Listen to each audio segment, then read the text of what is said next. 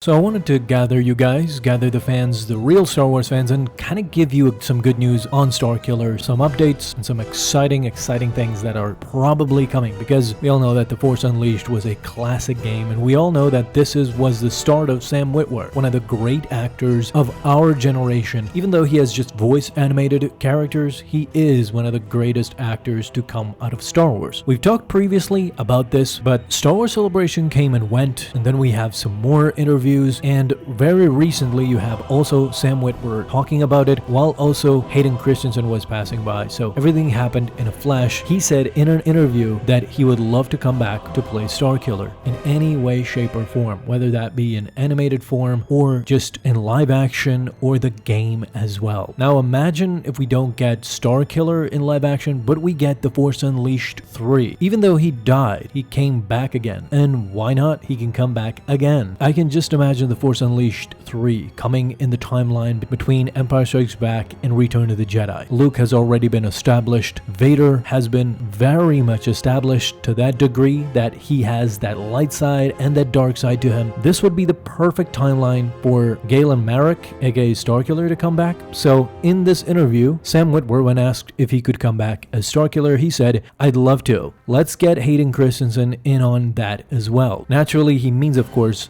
Vader. So from the mouth of Sam Witwer himself, not only is he ingratiating himself into returning back, but also Hayden Christensen. We know that Hayden already has played Darth Vader in the Obi-Wan series, so now he could play it in the Starkiller series as well, even in a Force Unleashed 3. Then he went on to say, it's a fantastic character, and I think the reason he's interesting is that he spends the whole first half of his story making terrible mistakes, and then he spends the second half of the story trying to undo those same mistakes piece by piece. I think it's really compelling, so yeah, if they want me to do a remake or any kind of continuation, I'd shave my head in a second and I would do it. Don't you just love hearing that from Sam Witwer? I mean, he's already busy with Maul Shadowlord that's coming in 2026.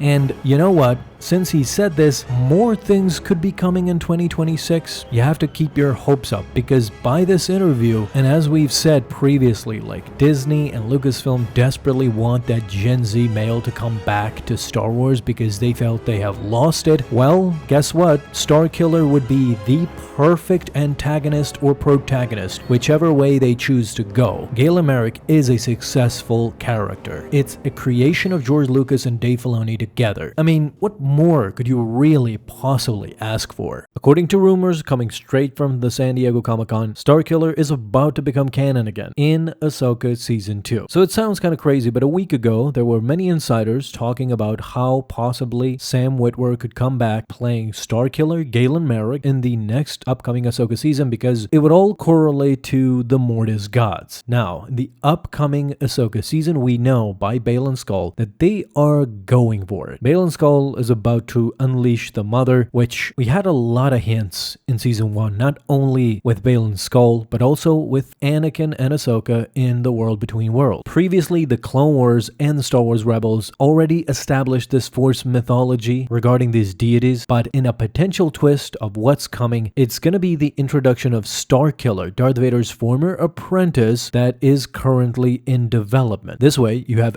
Anakin in the middle as the father, and both of his apprentices, the light side apprentice in Ahsoka and the dark side apprentice in Starkiller, by his side. In Star Wars Celebration, even Dave Filoni kind of gave some remarks and hints during some interviews, because he hinted at the incorporation of the character the Son into his storyline. We know who played the Son, of course, in the Clone Wars series, and that was indeed Sam Witwer. He actually played the Son before he even played Maul, so keep that in mind. Let's go back to Season 1. In the first season, Ahsoka has some visual cues that suggested she is going to become the daughter, one of the Mortis gods that embodies the light side of the Force. How do we know this? Well, by the ending of the show, she donned the white clothing. She actually became Ahsoka the White. So she is the embodiment of the light side of the Force. Then we go to Anakin Skywalker, who was formerly Darth Vader. He could assume the role of the father, overseeing both of his apprentices Ahsoka, and Starkiller,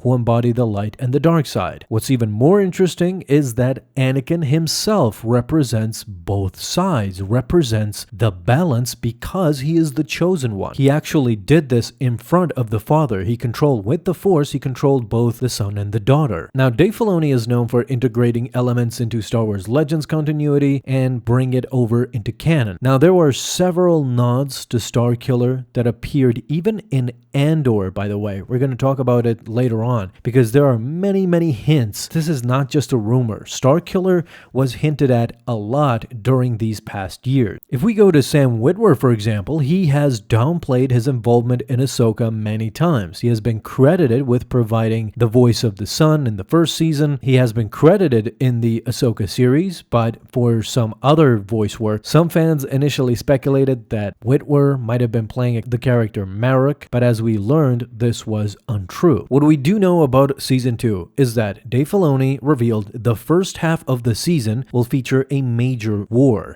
Then, Hayden Christensen, we know that he is very involved with Season 2, so much so that he has been filming for a month now, and he will film throughout October. So this is like 5 months of shooting. This has to give you some sort of a confidence that he will be much more involved in Season 1. All in all, there's going to be 8 episodes planned. So at the first half, maybe Episode 3. By Episode 3 and the beginning of Episode 4, there's going to be a major war.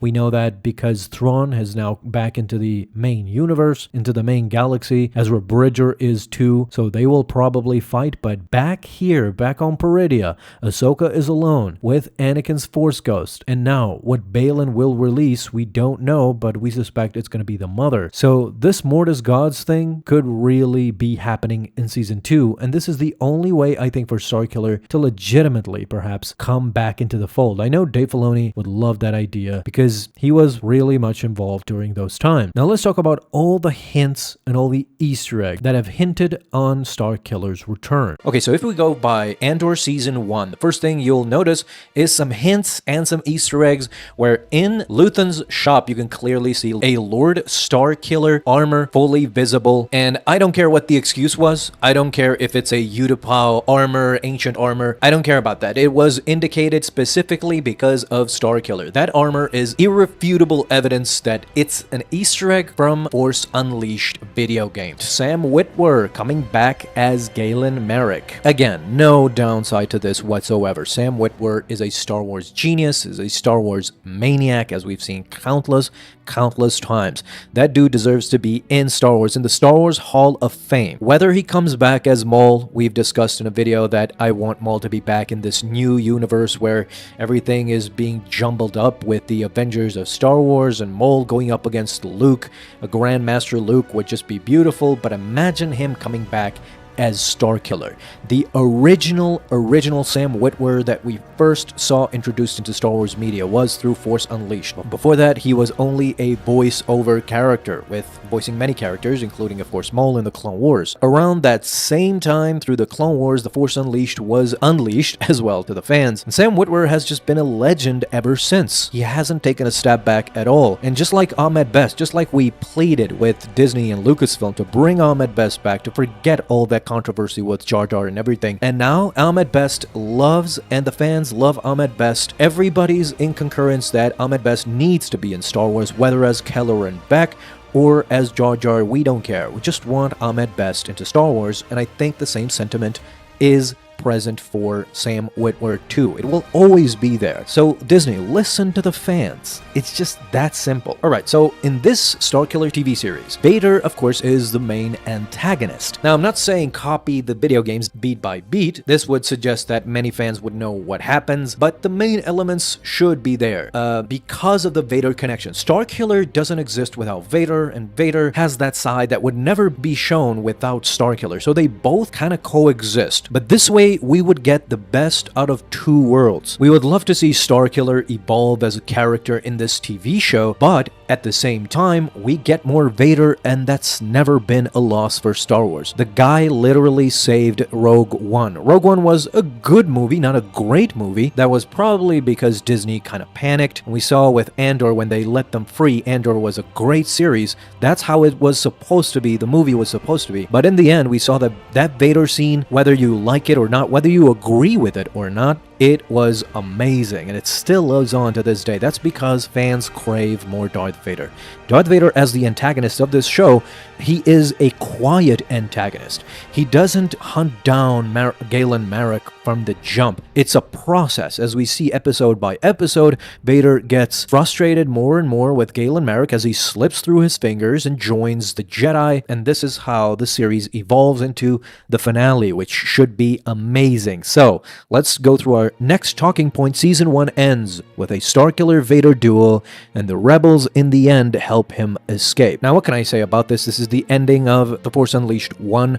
Of course, Vader has plot armor, so Starkiller cannot defeat Vader outright, but he perhaps gets him down, or it's a fair fight. But of course, in the end, Vader comes back, and before he gets the final blow on Starkiller, kills him, the rebels intervene. It doesn't have to be Jedi Master Yoda. It could be some other Jedi, surviving Jedi, that could, connect with the existing canon, with the existing universe, and they save Starkiller at the very ending with an explosion perhaps that distracts Vader, and they extract Galen Marek in the process.